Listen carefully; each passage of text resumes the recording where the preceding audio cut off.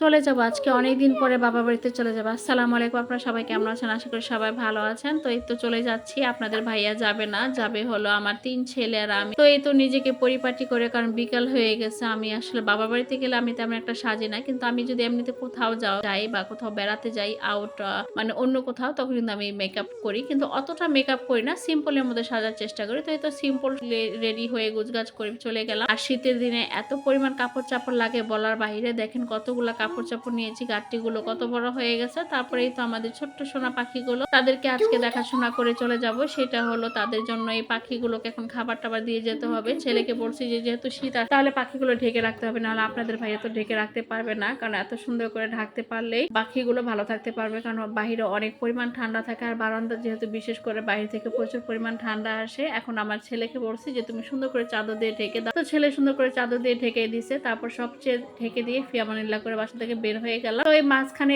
এই যে বিল্ডিংটা জানেন কাস্তের বাসা, এটা হলো শেখ সাদির বাসা। যারা টিভিতে আপনার ইউটিউব একদম ভাইরাল সেই ছেলেটা, এটা আপনারা সবাই চিনেন। এই হলো শেখ সাদিকের বাসা। আর এই বাসার সামনে দিয়ে আমাদের আসতে হয়। এই তো চলে আসলাম, আমরা মা ছেলের গাড়ি নিলাম। এটা হলো অটো। আমরা সিএনজি দিয়েও যেতে পারি, কিন্তু যখন অটো রাস্তা হয়ে গেছে দিতে সিএনজিটা বেশি যায় না, তার জন্য অটো দিয়ে চলে যাই।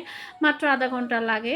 তারপর মা ছেলের আপনাদের ভাইয়া বলছে গাড়ি নিয়ে নিতে, তো আমরা গাড়ি নিয়ে নিচ্ছি। আপনাদের ভাইয়ের লাগে না, আমরা নিজেরাই গাড়ি নিয়ে নিতে পারি। এখান থেকে শুধু রাস্তাটা পার হলেই যে কোনো একটা অটো ডাক দিলেই চলে যেতে পারি। তারপর এই তো এই জায়গাটা আসলে এটাকে বলে লাল ব্রিজ। এখানে আসার পরে এত পরিমাণ মানুষ, মনে হয় একটা মেলা বসে গেছে। এখন মানুষের ঘুরতে হলে আর বাইরে যেতে হয় না। আগে মানুষ ঢাকা যেত, দেশের বাইরে যেত, ঢাকার বাইরে যেত। দেখা যায় যার যার গ্রামে খুব সুন্দর মানে খাবারের দোকান থাকে, খুব সুন্দর ঘোরার জায়গাও থাকে।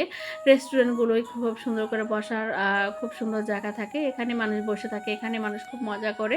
তারপরেই তো দেখেন কি অবস্থা, মানে আশেপাশে এই পাশে এই রোডে এই পাশে ওই পাশে, মানে এখানে মানুষ বসে বসে মনে করেন এখানে খেতে আসে, প্রেমিক প্রেমিকারা বসতে আসে, ঘুরতে আসে, মানে এরকম একটা অবস্থা। তো যাই হোক, আমরা ওইগুলো দেখি আর ফিল করি যে আসলে আমরা এই জায়গাটুকু আসতে পারি না। আর শেষ পর্যন্ত ফাইনালি আমরা ব্রিজের উপরে উঠে গেলাম। এটা হলো লাল ব্রিজ। আর আমার ক্যামেরাটা নড়চড় করে, কারণ অটো গাড়িতে কিন্তু ক্যামেরা এরকম নড়ে, তখন ক্যামেরাটা ভালো করে ধরা যায় না, মনে একটু নড়চড় করে আর কি। তারপর যাই হোক, এই তো আমরা চলে গেলাম আমাদের সেই গ্রামের ভিতরে। মানে এই লাল ব্রিজটা যখন পার হয়ে যায় তখন মনে হয় যে আমি আমার শৈশবটাকে খুঁজে পেয়েছি, আমার বাবা বাড়িতে আমি চলে আসছি। মানে এত সুন্দর একটা নিঃশ্বাস ছাড়ি এখানে এসে। আর এই আবহাওয়া পেলেই মনে হয় আমি খুব ভালো হয়ে যাই। তারপরেই তো এখানে আসার পরে দেখি যে রেল চলে, তো ট্রেনটা আসার পরে এখানে একটু সিগন্যাল ছিল, সেই সিগন্যালে বসেছিলাম। ট্রেনটা অনেক বড় ছিল। আমার ছোট ছেলে তো মহা খুশি এরকম ট্রেন দেখে, সে ট্রেন দেখে খুবই খুশি। কারণ আমার এইটুকু বয়সে আমি এখনো ট্রেনে জার্নি করতে পারি না। জানি না আল্লাহ তাআলা ভাগে রাখছে কিনা। এটা আমি মানে দুঃসংবাদ বলবো না সুসংবাদ বলবো আমি নিজেও জানি না। তারপর আসতে আসতে সে গ্রামের সে আঁকাবাঁকা রাস্তা দিয়ে আসছি। আর গ্রামের আঁকাবাঁকা রাস্তা কি এখন সে আঁকাবাঁকা আছে বলো তো? এখন সমস্ত রাস্তাগুলো হয়ে গেছে পাকা, পরিপাটি। শহরে ইট পাথর দিয়ে সব ঢাকা হয়ে গেছে শহরের মতো। এরকম আঁকাবাঁকা রাস্তা দিয়ে হাঁটতে আমার চলে যেতে খুবই ভালো লাগে। আর আমার ছেলে এই যে এই ব্রিজে এখানে এসে, আমরা বারবার বলি যে বাবা এই যে দেখো এই ব্রিজে এখান দিয়ে আমরা হাঁটতাম, আমরা স্কুলে যেতাম, আনন্দ করতাম। এখন রাস্তার কোনো শুনশান নাই। এখন প্রত্যেকটা রাস্তায় গেলেই রাস্তার ধারে আপনার মানুষ থাকে, দেখতে ভালো লাগে যে এখন আর নীরব নাই।